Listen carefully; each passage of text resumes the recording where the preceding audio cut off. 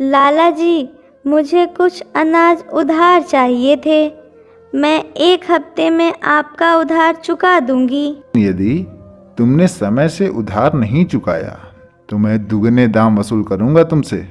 नहीं लाला जी, जैसे ही कालू वापस आएंगे मैं उधार चुका दूंगी। टुनटुनी चिड़िया, तुम्हारा वक्त ख़त्म हो गया। लाओ, मेरे पैसे दे दो मुझे। मालिक, इसके बेटियों को उठा लेते हैं। इन्हें बेचकर आपको अपना उधार भी मिल जाएगा और मुनाफा भी। चिड़िया, तुमने तो बहुत सुंदर घर बनाया है, लेकिन क्या फ़ायदा, तुम तो इसमें रहोगी नहीं, क्योंकि ये घर मुझे पसंद आ गया है। जंगल के सभी पक्षी इस लालची बिल्ली से परेशान हो गए हैं। इसका कुछ तो करना ही होगा। सुंदरवन के जंगल में टुनटुनी और उसका पति कालू कौवा अपनी 3 बेटियों के साथ रहता था। जंगल में बारिश का मौसम शुरू होने वाला था और टुनटुनी के घर में अनाज खत्म होने वाला था। कालू, जंगल में बारिश का मौसम आने वाला है और हमारे घर में अनाज भी नहीं है। हाँ टुनटुनी, हमें जल्दी से जल्दी इतने तो अनाज इकट्ठे करने ही होंगे कि जिससे बारिश में अनाज ख़त्म ना हो।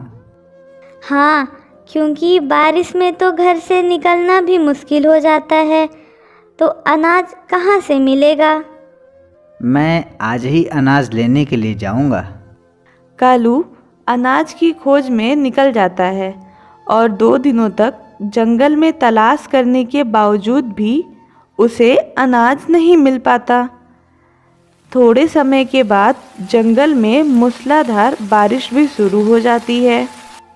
माँ, बहुत भूख लगी है, कुछ खाने को दो ना। बच्चों, कुछ देर और इंतज़ार कर लो, तुम्हारे पापा अनाज लेकर आते ही होंगे। घर में जो अनाज पहले से था वो ख़त्म हो चुका है। कुछ समय बीतने के बाद भी जब कालू नहीं आता है तब टुनटुनी परेशान हो जाती है। हे भगवान, कालू अभी तक घर नहीं लौटे।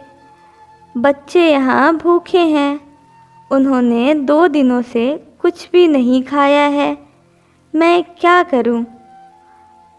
अब लगता है मुझे लाला से ही उधार लेना होगा। टुनटुनी लाला के पास कुछ अनाज उधार लेने जाती है। क्या हुआ टुनटुनी, आज मेरी दुकान पर कैसे आ गई? लाला जी, मुझे कुछ अनाज उधार चाहिए थे। मैं 1 हफ्ते में आपका उधार चुका दूंगी। उधार में तो मैं तुम्हें अनाज दे दूंगा टुनटुनी, लेकिन यदि तुमने समय से उधार नहीं चुकाया तो मैं दुगने दाम वसूल करूंगा तुमसे। नहीं लाला जी, जैसे ही कालू वापस आएंगे मैं उधार चुका दूंगी।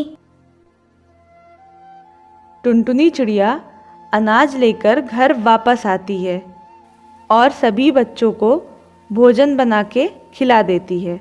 कुछ दिन ऐसे ही गुजर जाते हैं और एक दिन लाला टुनटुनी के घोंसले पर आता है। टुनटुनी चिड़िया, तुम्हारा वक्त खत्म हो गया। लाओ, मेरे पैसे दे दो मुझे। लाला जी, कालू अभी तक घर नहीं लौटे हैं और मेरे पास तो रुपए भी नहीं हैं, इसलिए मुझे कुछ और दिनों की मोहलत दे दीजिए। टुनटुनी चिड़िया, मैं व्यापार करता हूँ और व्यापार फायदे के लिए किया जाता है।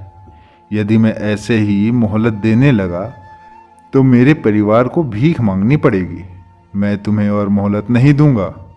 मेरे पास कुछ भी नहीं है लाला जी, जिसे आपको देकर मैं अपना उधार चुका सकूं। मालिक, इसके बेटियों को उठा लेते हैं। इन्हें बेचकर आपको अपना उधार भी मिल जाएगा और मुनाफा भी। चुप कर बेवकूफ़, हम व्यापारी हैं और इज्जत से व्यापार करते हैं। ऐसी गिरी हुई हरकत नहीं करते हम। तब तो आपकी उधारी मिलने से रही मालिक। मिलेगी, इसके पास पैसे नहीं हैं तो क्या हुआ, ये घोंसला तो है ना। लाला टुनटुनी और उसके बच्चे को घर से बाहर निकाल देता है और उसके घोंसले पर कब्जा कर लेता है। अब टुनटुनी अपने बच्चों को लेकर नए घोंसले की तलाश करने लगती है।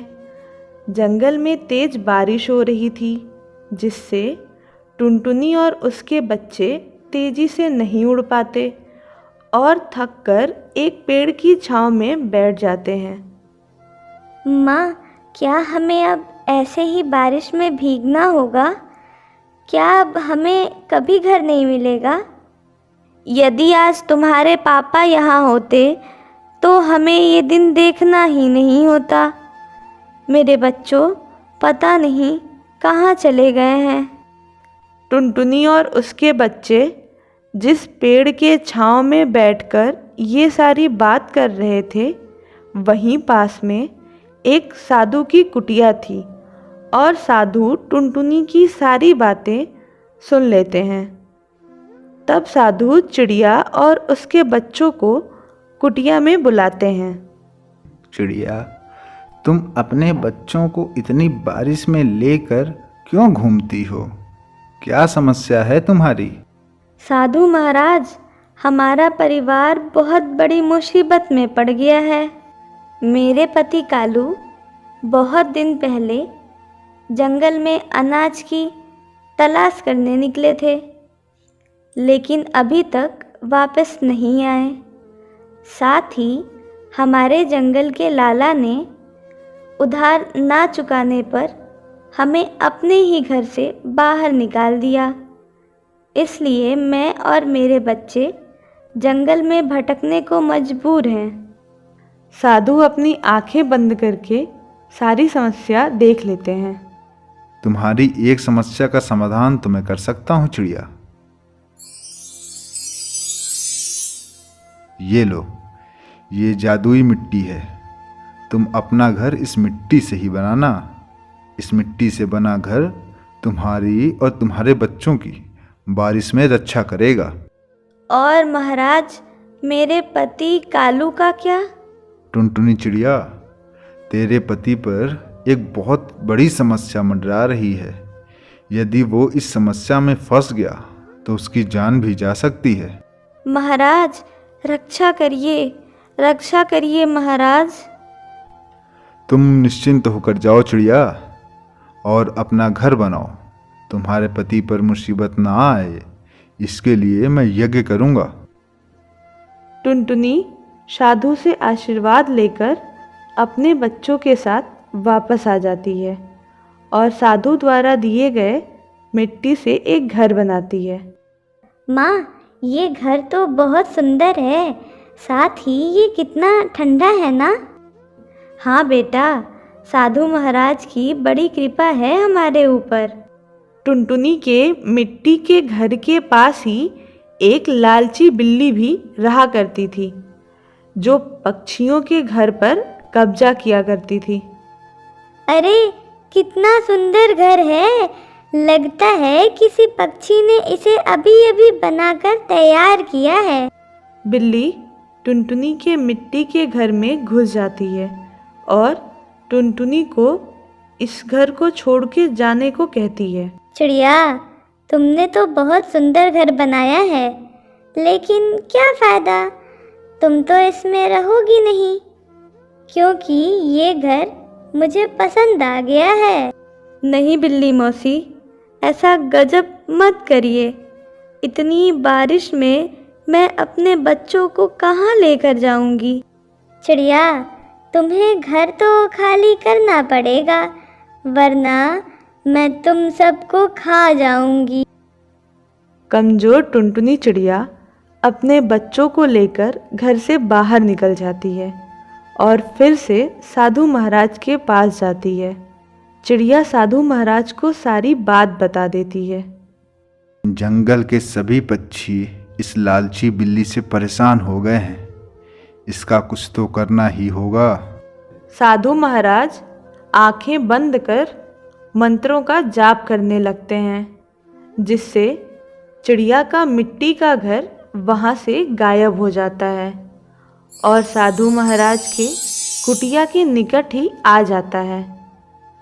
जाओ चिड़िया, अब तुम्हें कोई परेशान नहीं करेगा। और सुनो, आज कोई तुम्हारा अपना जो बिछड़ गया था वापस आने वाला है। चिड़िया ये सुनकर बहुत खुश हो जाती है। थोड़ी ही देर में चिड़िया के मिट्टी के घर में उसका पति कालू कौवा आता है, जिसे देखकर टुनटुनी और उसके बच्चे खुश हो जाते हैं।